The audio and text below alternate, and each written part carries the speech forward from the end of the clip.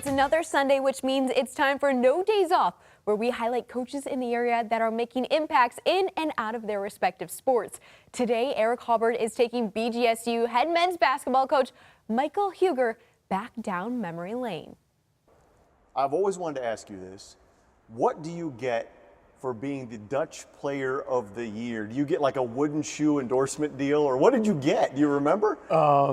Player of the Year, they gave me a trophy or so. I can't remember. I think it was a plaque, maybe. Okay. I got a plaque. That's what it was. And that was in '96, right? '96, I got a plaque. The way the voting went, it's usually depends on rebounding and scoring, and guards probably never win. I was probably the first guard to win in probably 25 years. So it was. I didn't think I would win. It was Riley Smith was the big guy. Okay. Played out in, I want to say, Idaho State or something like that.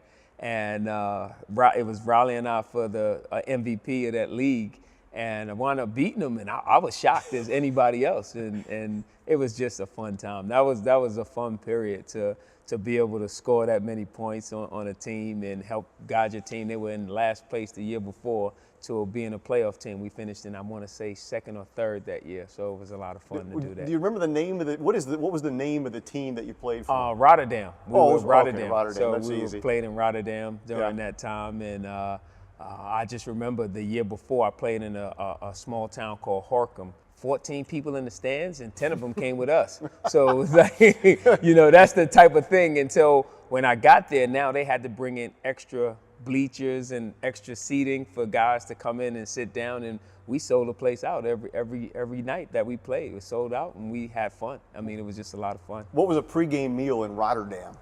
Pre-game meal in Rotterdam, we cooked our own meals over that way, and for me, I used to make pasta for myself and a little bit of chicken. So those are the things that I would eat before games. You weren't eating like flurgum or No, whatever? no, I wasn't eating any of that. That's good. Okay, so let's go back to this year. I want to start with the start of this season. 3 guys that you thought you were going to count on at the end of last year, they leave. It happens. It's a part of college basketball. You start off 4-5, and everybody's thinking, here we go. What happened to get you on that 10-game win streak and completely turn the season around? Well, all of that started at the end of last season. Like, people think that it just happened. It was something that happened. It was a process. It was something that we had to work on from the summer. Once the season was over, I looked in the mirror and said I had to change, and I had to do things differently, and wanted to be more connected to the guys, a little less recruiting, and just kind of get to know them more than I already knew them.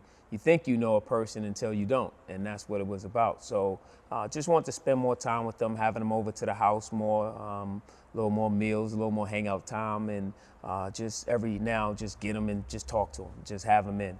And that was the process. We talked about things that they wanted to change, and I said, I'm willing to change. I'm willing to be the first and step up and say, I'll change. So they gave me a list of different things that they wanted to change, and I agreed to all of them. And I said, all I ask in return, I'm not greedy, just give me maximum effort and energy, and we'll go from there. The season starts. We go in and we play well at home for the most part. We did things right, but it's a new defense. You're going to make mistakes on certain things, and we can live with that. But as we get on, we got to become better at these things. We go on the road, and it was like a totally different team. We go on the road, and we don't do any of the stuff that we've done at home. Cleveland State was the boiling point for me, and we went out to Cleveland State. We didn't compete, and we lost the game. We argued with each other, and had to sit them down and explain to them, hey, all the things we wanted to change in the summer, you asked, I agreed. I asked you for one thing, maximum energy and effort, and we're not getting that. So I said, either y'all gonna give me that, or we're gonna go back to the way things were. So, and it starts everybody. I had to take a hard look in the mirror. It's time for you guys to take a hard look in the mirror and decide what we're gonna do. We're gonna have another disappointing season like we did last year, or we're gonna take a step forward and be successful. They chose to be successful, and that was the start of it. And we were fortunate to have 4 home games in a row, and we were able to win all 4 games, and We won our first MAC game on the road. We took the first game we won was against Kent State at Kent State, but I saw the difference in our team. I saw the energy, the maximum energy and effort on the defensive end. And that's really what triggered the success, was that we were able to give maximum effort on the defensive end.